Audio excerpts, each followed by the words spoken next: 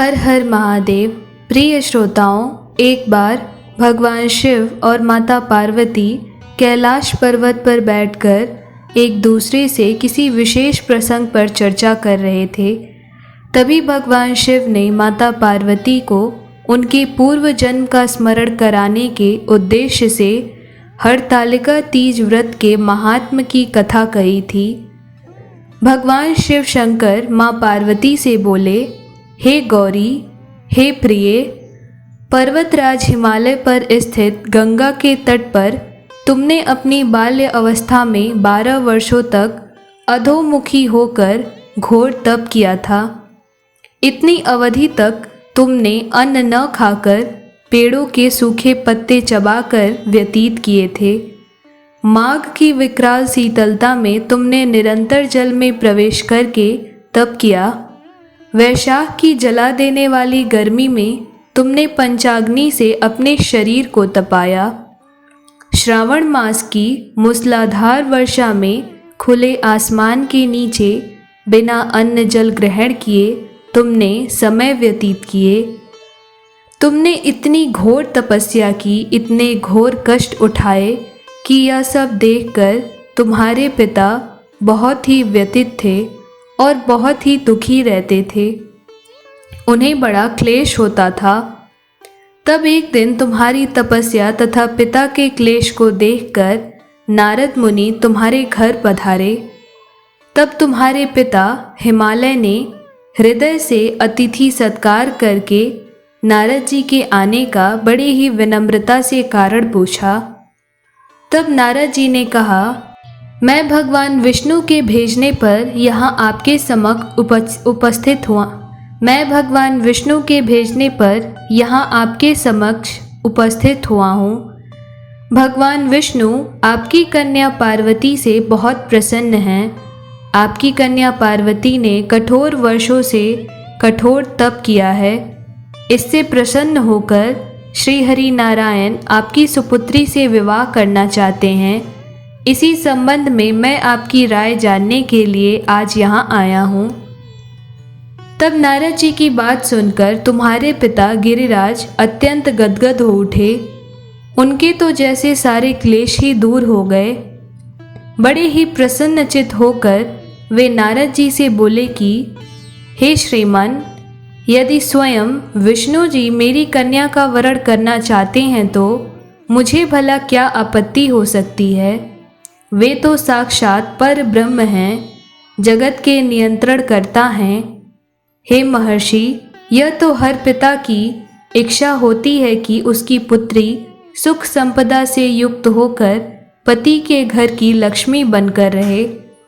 पिता की सार्थकता इसी में है कि पति के घर जाकर उसकी पुत्री पिता के घर से अधिक सुखी जीवन व्यतीत करे। तुम्हारे पिता की स्वीकृति तब पाकर नारद जी विष्णु जी के पास गए और उनसे तुम्हारे विवाह के निश्चित होने का सुखद समाचार कह सुनाया।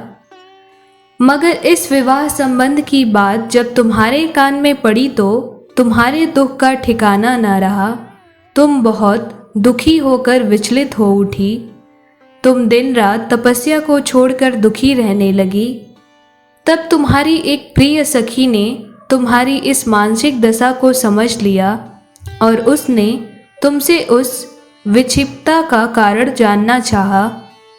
तब तुमने अपनी परम प्रिय सखी को बताया कि मैंने सच्चे हृदय से भगवान शिव शंकर का वरण किया है, किंतु मेरे प्रिय पिता ने मेरा विवाह जगत के नियंत्रणकर्ता विष्णु जी से निश्चित कर दिया है। सखी, मैं तो बहुत विचित्र धर्म संकट में हूँ कि अब मैं क्या करूँ। मैंने इतने वर्षों तक घोर तप और कठोर तपस्या की और उसके उपरांत मेरे पिता ने मेरा विवाह विष्णु जी से निश्चित कर दिया। अब इस अवस्था में मैं क्या करूँ। प्राण छोड़ देने के अतिरिक्त अब कोई भी उपाय मेरे पास शेष बचा नहीं है। तब तुम्हारी भावपूर्ण बात सुनकर तुम्हारी सखी ने एक बहुत ही उत्तम विचार दिया। क्योंकि तुम्हारी सखी बड़ी ही समझदार और सूझबूझ वाली थी। उसने कहा, सखी पार्वती, प्राण त्यागने का इसमें क्या ही कारण है। संकट के मौके पर धैर्य से काम लेना चाहिए। हर नारी के जीवन की सार्थकता इसी में है कि पति रूप में हृदय से जिसे एक बार स्वीकार कर लिया है, पूरे जीवन पर्यंत तक उसी का निर्वाह करे। सच्ची आस्था और एक निष्ठा के समक्ष तो स्वयं ईश्वर को भी समर्पण करना ही पड़ता है। मैं तुम्हारे दुख का कारण जान सकती हूँ। अब मैं तुम्हें एक बहुत ही उत्तम सुझाव देती हूँ। मैं तुम्हें कल घनघोर जंगल में लेकर चलूँगी, जो एक साधना की स्थली भी है, और जहाँ तुम्हारे पिता तुम्हें खोज नहीं पाएं, वहाँ तुम साधना में लीन हो जाना। और मुझे ये पूर्ण विश्वास है कि ईश्वर तुम्हारी अवश्य ही सहायता करेंगे। तब तुमने अपनी सखी के सुझाव अनुसार अगले दिन ऐसा ही किया। तुम्हारे पिता तुम्हें घर पर न पाकर बड़े दुखी तथा चिंतित हुए, क्योंकि तुम अपनी सखी के साथ जंगल की तरफ जा चुकी थी। लेकिन ये बात तुम्हारे पिता को नहीं पता था। वे सोचने लगे कि तुम जाने कहाँ चली गई। मन ही मन विचार करने लगे कि मैं विष्णु जी से तुम्हारा विवाह करने का प्रण कर चुका हूँ। यदि भगवान विष्णु बारात लेकर आ गए और तुम घर पर नहीं हुई तो यह बहुत बड़ा अपमान होगा। मैं तो कहीं मुख दिखाने के योग्य भी नहीं रहूँगा। यही सब सोचकर तुम्हारे पिता गिरिराज ने जोर शोर से तुम्हारी खोज शुरू करवा दी। इधर तुम्हारी खोज होती रही और उधर तुम अपनी सखी के साथ नदी के तट पर एक गुफा में मेरी आराधना में मग्न थी, कठोर तप कर रही थी। भाद्रपद शुक्ल तृतीया को हस्त नक्षत्र था।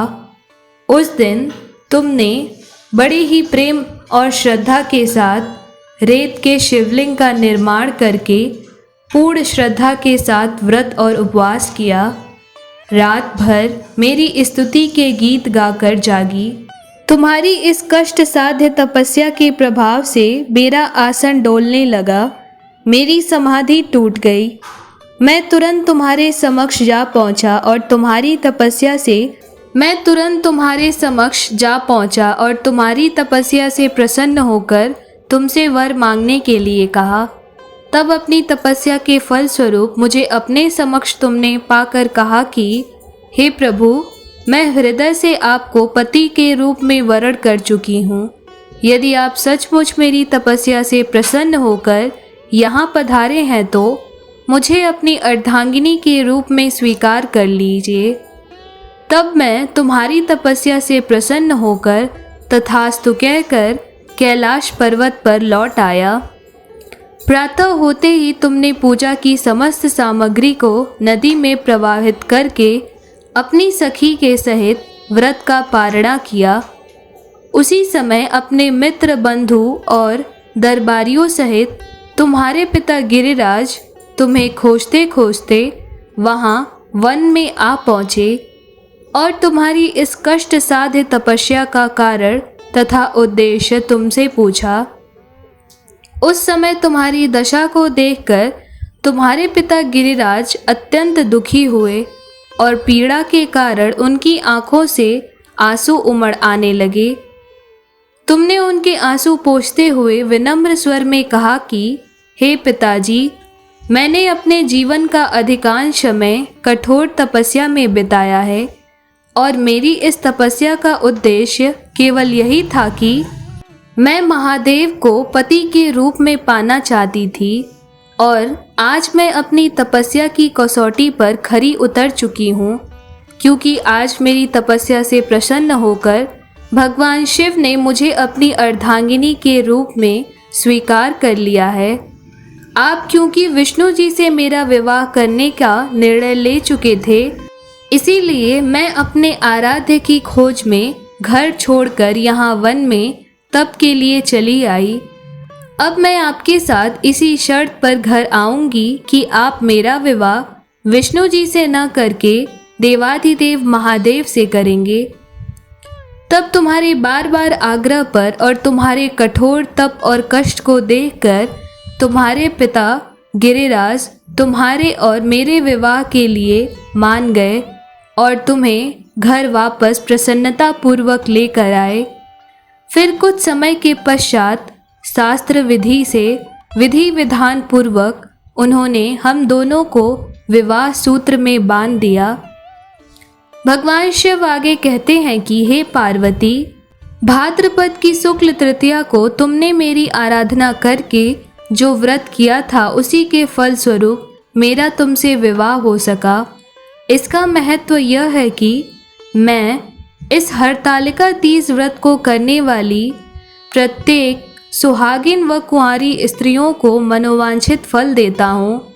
इसीलिए सौभाग्य की इच्छा करने वाली प्रत्येक सुहागिन स्त्री को यह व्रत पूरी एक निष्ठा तथा आस्था से करनी चाहिए।